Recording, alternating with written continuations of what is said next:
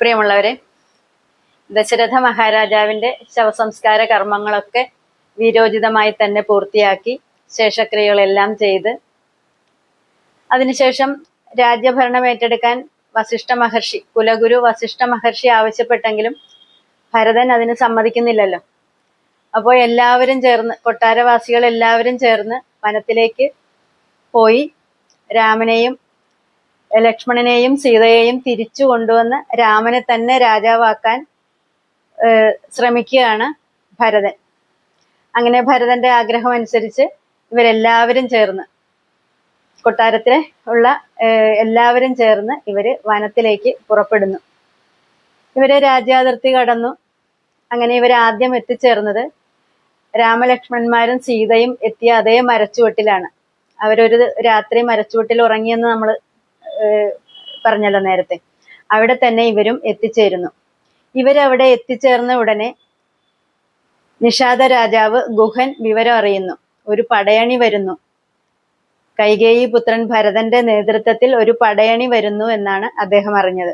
ഇത് കേട്ടപ്പോൾ അദ്ദേഹം വിചാരിച്ചു, കൈകേയി പുത്രനല്ലേ, അപ്പോ രാമനെ വനത്തിൽ നിന്നും തുരത്താനായി വരുന്നതായിരിക്കും എന്ന് കരുതി ഈ ഗുഹൻ അദ്ദേഹത്തിന്റെ സന്നാഹങ്ങളെ, രാജ്യത്തെ സന്നാഹങ്ങളെ എല്ലാം കൂട്ടി അവരും ഒരു സന്നാഹമായിട്ട് ഇവരുടെ മുമ്പിലെത്തുന്നു. ഭരതൻ ഇവരുടെ സംഘത്തിന്റെ മുൻപിലെത്തുന്നു. എത്തിയിട്ട് ഗുഹൻ പറയുന്നു, ഞാൻ ഗുഹനാണ്, നിഷാദ രാജ്യത്തെ രാജാവാണ്. ഈ അടുത്ത ദിവസം രാമലക്ഷ്മണന്മാരും സീതയും ഇവിടെ വന്നിരുന്നു. രാമൻ എൻ്റെ ഒരു സുഹൃത്തുമാണ്. അദ്ദേഹത്തെ പുഴ കടത്തി വിട്ടത് ഞാനാണ് എന്ന് പറയുന്നു. രാമനെ കണ്ടിരുന്നു എന്ന് കേട്ടപ്പോൾ തന്നെ ഭരതൻ വളരെ സന്തോഷത്തോടെ അവരെവിടെയുണ്ട് എന്നൊക്കെ ചോദിക്കുന്നു. ഇതിനിടയിൽ ഈ മരച്ചുവട്ടിലെ രാമന്റെ കാൽപ്പാടുകൾ ഭരതൻ ശ്രദ്ധിക്കുന്നു. ഇത് കണ്ടയുടനെ ഭരതൻ നിലത്ത് ഇരുന്ന് ഈ കാൽപാദങ്ങളിലെല്ലാം നമസ്കരിക്കുന്നു. അപ്പോ നമ്മുടെ ഗുഹന് മനസ്സിലായി, ഭരതൻ രാമനോട് ഒത്തിരി സ്നേഹവും ഭക്തിയുമുള്ള ആളാണ്, രാമനെ ഉപദ്രവിക്കാൻ വന്നതല്ല എന്ന് മനസ്സിലായി. അപ്പോൾ ഗുഹൻ പറയുന്നു, ഞാൻ നിങ്ങളെ പുഴ കടത്താം, പുഴയ്ക്കക്കരെയാണല്ലോ വനം തുടങ്ങുന്നത്, അപ്പൊ പുഴ കടത്തിത്തരാമെന്ന് പറഞ്ഞിട്ട് ഇവരെ എല്ലാവരെയും ഗുഹന്റെ സന്നാഹങ്ങൾ എല്ലാവരും ചേർന്ന് പുഴ കടത്തി വനാതിർത്തിയിൽ എത്തിക്കുന്നു. അവിടെ നിന്ന് ഇവര് യാത്ര തുടങ്ങുന്നു. അപ്പൊ രാമൻ എവിടെയാണുള്ളതെന്ന് ഇവർക്കറിയില്ല. ഇവരെത്തിച്ചേരുന്നത് ഒരു മഹർഷിയുടെ ആശ്രമത്തിലാണ്. ആ മഹർഷിയുടെ പേര് ഭരദ്വാജ മഹർഷി എന്നാണ്. അവിടെ എത്തിച്ചേർന്നിട്ട് ഇവര് മഹർഷിയെ നമസ്കരിച്ചിട്ട് കാര്യം പറയുന്നു, ഞങ്ങള് അയോധ്യ രാജ്യത്ത് നിന്ന് വരികയാണ്, ഞങ്ങളുടെ ജ്യേഷ്ഠൻ രാമനെ കാണാനായി വരികയാണെന്ന് പറയുന്നു. ഇത് കേട്ട ഭരദ്വാജ മഹർഷിക്ക് ഒരുപാട് സന്തോഷമായി. അദ്ദേഹം പറഞ്ഞു, ഞാൻ അറിയുന്നു, എൻ്റെ ദിവ്യ ദൃഷ്ടിയിൽ ഞാൻ അറിയുന്നു രാമൻ എവിടെയാണുള്ളതെന്ന്. അവിടെ നിങ്ങളെ ഞാൻ എത്തിക്കാം. പക്ഷേ ഇന്ന് യാത്ര വേണ്ട, കാരണം രാമൻ കുറച്ച് ദൂരെയാണുള്ളത്. ഇവിടെ നിന്ന് കുറെ ദൂരം ചെന്ന് കഴിഞ്ഞാല് വാൽമീകി മഹർഷിയുടെ ആശ്രമമുണ്ട്. ആ ആശ്രമത്തിൽ നിന്ന് കുറച്ചുകൂടി ദൂരെ പഞ്ചവടി എന്ന സ്ഥലത്താണ് ഇവരിപ്പോഴുള്ളത്. അപ്പൊ അവിടേക്കുള്ള യാത്ര ഇന്ന് വേണ്ട, നേരം വൈകിയിരിക്കുന്നു, നാളെ പുലർച്ചെ യാത്ര തുടങ്ങാം. അതുവരെ നിങ്ങളെല്ലാവരും എൻ്റെ ആശ്രമത്തിൽ ഇന്ന് കഴിയാം എന്ന് പറയുന്നു. ഇവരത് സമ്മതിക്കുന്നു. പക്ഷേ ഭരദ്വാജ മഹർഷിയുടെ ആശ്രമത്തിൽ ഇത്രയധികം ആളുകൾക്ക് തങ്ങാനും അവർക്ക് ഭക്ഷണം കഴിക്കാനും ഒന്നുള്ള സൗകര്യമില്ല. ഭരദ്വാജ മഹർഷി ഉടനെ സ്വർഗലോകത്ത് ഒരു കാമധേനു എന്നു പേരുള്ള ഒരു പശുവുണ്ട്, അതിനെ ധ്യാനിക്കുന്നു. അപ്പോൾ കാമധേനു പ്രത്യക്ഷപ്പെടുന്നു. കാമധേനുവിനോട് മഹർഷി പ്രാർത്ഥിക്കുന്നു, ഇവരെല്ലാവരും കൊട്ടാരവാസികളാണ്, ഇവർക്ക് നല്ല നല്ല ഭക്ഷണവും അതുപോലെ ഇവിടെ ഇന്ന് താമസിക്കാനുള്ള നല്ല താമസ സൗകര്യവും ഉണ്ടാക്കണമെന്ന് കാമധേനുവിനോട് പ്രാർത്ഥിക്കുന്നു. അതുപോലെ തന്നെ പിന്നെ ആശ്രമം മാറി അത് കൊട്ടാരം പോലെയുള്ള എല്ലാ സജ്ജീകരണങ്ങളുമുള്ള ഒരു ഇടമായി മാറുന്നു. അതുപോലെ നല്ല നല്ല ഭക്ഷണങ്ങളും തയ്യാറായിരിക്കുന്നു. അങ്ങനെ ആ ഒരു ദിവസം ഭരതനും വസിഷ്ഠ മഹർഷിയും മറ്റ് അമ്മമാരും ബാക്കി സന്നാഹങ്ങളും എല്ലാവരും ചേർന്ന് ഇവരവിടെ ഭക്ഷണമൊക്കെ കഴിച്ച് അന്ന് വിശ്രമിച്ച് പിറ്റേ ദിവസം പുലർച്ചെ പഞ്ചവടിയിലേക്ക് യാത്രയാവുന്നു.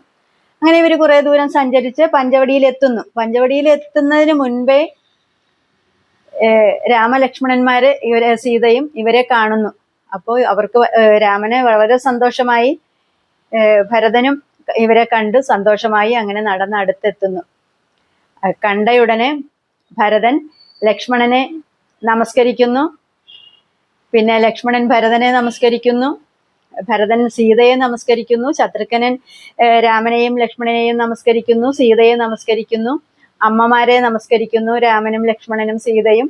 പിന്നെ അമ്മമാരെ മക്കളെയെല്ലാം കെട്ടിപ്പിടിക്കുന്നു. ഇങ്ങനെ കുറെ നേരം ഇവര് തമ്മിലുള്ള ഈ സ്നേഹ സന്തോഷ പ്രകടനങ്ങളായിരുന്നു. അതിനുശേഷം രാമൻ ചോദിക്കുന്നു, എന്താണ് ഞാൻ 14 വർഷത്തേക്കല്ലേ വനത്തിലേക്ക് പോകുന്നത്, നിങ്ങൾ എല്ലാവരും ചേർന്ന് ഇപ്പോ ഇങ്ങനെ ഒരു യാത്ര എന്തിനാണ്? അതുമാത്രമല്ല, അച്ഛനെ കാണുന്നില്ലല്ലോ, അച്ഛൻ എന്ത് ചെയ്യുന്നു, അച്ഛന് സുഖമാണോ? ഇങ്ങനെ ഉള്ള കാര്യങ്ങളൊക്കെ രാമൻ ചോദിക്കുന്നു. അപ്പോ വസിഷ്ഠ മഹർഷിയാണ് കാര്യങ്ങൾ പറഞ്ഞു കൊടുക്കുന്നത്. നിന്റെ അച്ഛൻ വീരമൃത്യു പ്രാപിച്ചിരിക്കുന്നു. രാജോചിതമായി തന്നെ അദ്ദേഹത്തിന്റെ എല്ലാ കർമ്മങ്ങളും സംസ്കാരവും അതിനുശേഷമുള്ള ശേഷക്രിയകളും എല്ലാം പൂർത്തിയാക്കിയിരിക്കുന്നു. നിങ്ങൾ പോകുന്നതിന് ശേഷം അച്ഛന് വിഷമമായിരുന്നു. അതിനുശേഷം അച്ഛൻ വീരമൃത്യു പ്രാപിച്ചു, വീരസ്വർഗം പ്രാപിച്ചു എന്നാണ് പറയുന്നത്. അച്ഛൻ മരിച്ചു എന്ന് കേട്ടപ്പോൾ രാമന് വലിയ സങ്കടമായി. രാമൻ ഭൂമിയിൽ വീണ് കിടന്ന് കരഞ്ഞു എന്നാണ്, രാമനും ലക്ഷ്മണനും സീതയും ഒക്കെ. അങ്ങനെ എല്ലാവരും കൂട്ടക്കരച്ചിലായി. അതിനുശേഷം പിന്നെ കുറച്ച് സമയം കൊണ്ട് എല്ലാവരും ആശ്വസിച്ച് സമനില വീണ്ടെടുത്ത് അവര് പിന്നെ ഒരു കാര്യം ചെയ്യാം, രാമനും ലക്ഷ്മണനും അച്ഛന് വേണ്ടുന്ന ശേഷക്രിയകളൊന്നും ചെയ്തിട്ടില്ലല്ലോ, അപ്പൊ അടുത്തൊരു നദിയുണ്ട്, അവിടെ പോയിട്ട് നമുക്ക് അച്ഛന് വേണ്ടുന്ന ക്രിയകൾ ചെയ്യാം എന്ന് പറഞ്ഞിട്ട് ഇവര് നദിക്കരയിലെത്തുന്നു. അവിടെ ചെന്ന് രാമനും ലക്ഷ്മണനും ഒക്കെ അച്ഛന്റെ ആത്മാവിന് വേണ്ടുന്ന ഉദകക്രിയകൾ ചെയ്യുന്നു. ഉദകക്രിയ എന്ന് പറയുമ്പോൾ നമ്മൾ നദിയിൽ നിന്ന് ജലമെടുത്ത് ആത്മാവിന് സമർപ്പിക്കുന്ന ആ ഒരു സങ്കല്പം ഉണ്ടല്ലോ, അതാണ്. അത് ചെയ്ത് അച്ഛന്റെ ആത്മാവിന് വേണ്ടി പ്രാർത്ഥിക്കുന്നു. അതിനുശേഷം ഉദകക്രിയകൾക്ക് ശേഷം പിന്നെ ലഘു ഭക്ഷണം കഴിക്കണമെന്ന് ഉണ്ട്. അവർ കുറച്ച് കായികനികളൊക്കെ എടുത്ത് ഭക്ഷിക്കുന്നു. അത് കഴിഞ്ഞപ്പോഴാണ് ഭരതൻ തങ്ങളുടെ വരവിന്റെ ഉദ്ദേശം ജ്യേഷ്ഠനോട് പറയുന്നത്. അതായത് ഞങ്ങളുടെ കൂടെ ജ്യേഷ്ഠനും ലക്ഷ്മണനും ജ്യേഷ്ഠത്തിയും വരണം, ഞാൻ ഒരിക്കലും രാജാവാകുകയില്ല, അങ്ങ് തന്നെ രാജാവാകണം, അങ്ങയെ കൂട്ടിക്കൊണ്ടു പോകാനാണ് ഞങ്ങൾ എല്ലാവരും ചേർന്ന് വന്നത് എന്ന് പറയുന്നു. അപ്പോൾ രാമൻ പറയുന്നു, അത് സാധിക്കില്ല, ഞാൻ 14 വർഷത്തേക്കായിട്ട് എൻ്റെ ഇഷ്ടപ്രകാരമല്ല, നമ്മുടെ പിതാവിന്റെ ആജ്ഞ അനുസരിച്ച് വന്നതാണ്. അപ്പൊ എനിക്കത് പിതാവിന്റെ ആജ്ഞ നിരസിക്കാൻ സാധിക്കുകയില്ല. അതുകൊണ്ട് നിങ്ങൾ മടങ്ങിപ്പോയി നീ തന്നെ രാജ്യം ഭരിക്കണമെന്ന് പറയുന്നു. പക്ഷെ ഭരതൻ കൂട്ടാക്കുന്നില്ല. അപ്പോ രാമൻ വസിഷ്ഠ മഹർഷിയെ കണ്ണുകൊണ്ടൊരു ആംഗ്യം കാണിക്കുന്നു, അങ്ങ് തന്നെ ഇവനെ പറഞ്ഞ് മനസ്സിലാക്കൂ എന്ന്. വസിഷ്ഠ മഹർഷി ഉടനെ തന്നെ ഭരതനോട് പറയുന്നു, ഭരത, നിന്റെ ജ്യേഷ്ഠൻ സ്വന്തം ഇഷ്ടപ്രകാരമല്ല വനവാസത്തിന് വന്നത്, നിങ്ങളുടെ അച്ഛന്റെ ആജ്ഞ അനുസരിച്ച് വന്നതാണ്. ഏതൊരച്ഛന്റെയും ആഗ്രഹം അച്ഛൻ ആവശ്യപ്പെടാതെ തന്നെ അല്ലെ പറയാതെ തന്നെ അറിയുന്ന മക്കളാണ് ഉത്തമ മക്കള്. ഇത് പറയാതെ അറിഞ്ഞില്ലെങ്കിൽ പറഞ്ഞിട്ടെങ്കിലും അത് അറിഞ്ഞ് മനസ്സിലാക്കി പ്രവർത്തിക്കേണ്ടതാണ്. അങ്ങനെയും ചെയ്യാത്തവര്, പറഞ്ഞിട്ടും ചെയ്യാത്തവര് ഏറ്റവും അധമന്മാരായിരിക്കും. അപ്പോൾ നിങ്ങൾ അങ്ങനെയല്ലല്ലോ, നിങ്ങൾ നിങ്ങളുടെ പിതാവിനെ അനുസരിച്ച് അദ്ദേഹത്തെ ബഹുമാനിച്ച് ജീവിച്ചവരല്ലേ. അപ്പൊ അതുകൊണ്ട് അച്ഛന്റെ ആഗ്രഹം അല്ലെങ്കിൽ അച്ഛന്റെ ആജ്ഞ രാമൻ ഒരിക്കലും തിരസ്കരിക്കാൻ സാധിക്കില്ല. അതുകൊണ്ട് നീ രാമനെ അനുസരിക്കുക തന്നെ വേണം എന്ന് ഭരതനോട് വസിഷ്ഠ മഹർഷി ഉപദേശിക്കുന്നു. അപ്പോൾ ഭരതന് കാര്യം മനസ്സിലായി. ഉടനെ ഭരതൻ പറയുന്നു, ശരി, ഞാൻ മടങ്ങിപ്പോകാം, പക്ഷെ രാജാവ് അങ്ങ് തന്നെയായിരിക്കും, ജ്യേഷ്ഠൻ രാമൻ തന്നെയായിരിക്കും രാജാവ് എന്ന് ഭരതൻ പറയുന്നു. അതെങ്ങനെ സാധിക്കും എന്ന് ചോദിച്ചപ്പോൾ, അങ്ങയുടെ മെതിയടികൾ, അങ്ങയുടെ പാദുകങ്ങൾ അത് എനിക്ക് തന്നുവിടണം, സിംഹാസനത്തിൽ ഞാൻ അത് കൊണ്ടുപോയി വയ്ക്കും, ഞാൻ സിംഹാസനത്തിൽ ഇരിക്കില്ല, ഈ 14 വർഷവും അങ്ങയുടെ മെതിയടികൾ സിംഹാസനത്തിൽ വെച്ചുകൊണ്ട് ഞാൻ രാജ്യഭരണം നന്നായി തന്നെ നോക്കും. 14 വർഷം തികയുന്നതിന്റെ അടുത്ത ദിവസം അങ്ങ് നമ്മുടെ രാജ്യത്ത് എത്തി, നമ്മുടെ കൊട്ടാരത്തിൽ എത്തി രാജ്യഭരണം ഏറ്റുവാങ്ങണം.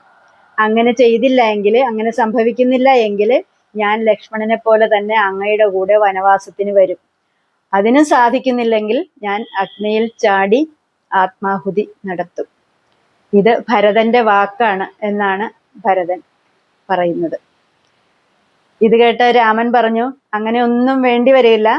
കാരണം 14 വർഷം തികയുന്നതിന്റെ അടുത്ത ദിവസം ഞാൻ അവിടെ എത്തിയിട്ടുണ്ടാവും.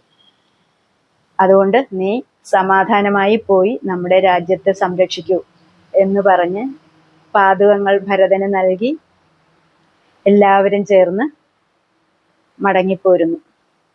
അങ്ങനെ ഇവര് മടക്കയാത്ര തുടങ്ങി. അവര് അയോധ്യ രാജ്യത്തിന്റെ കവാടത്തിലെത്തുന്നു. നന്ദിഗ്രാമം എന്നാണ് ആ സ്ഥലത്തിന്റെ പേര്. അവിടെ എത്തിയതിനു ശേഷം ഭരതനും ശത്രുഘ്നനും കൂടി ചേർന്ന് ഒരു പർണശാല കെട്ടുന്നു അവിടെ. അതായത് രാമനും ലക്ഷ്മണനും സീതയും ഒക്കെ പർണശാലയിലല്ലേ വസിക്കുന്നത്. അതുപോലെ തന്നെ ഉള്ളൊരു പർണശാല കെട്ടിയിട്ട് ഭരതനും ശത്രുഘ്നനും അവിടെ വാസം തുടങ്ങുന്നു. ഒരു സിംഹാസനവും കൊണ്ടുവന്ന് അതിന്റെ മുൻപിൽ വെച്ച് അതിലെ രാമപാദകങ്ങൾ സമർപ്പിച്ച് രാജ്യകാര്യങ്ങളെല്ലാം നല്ലതുപോലെ നോക്കി.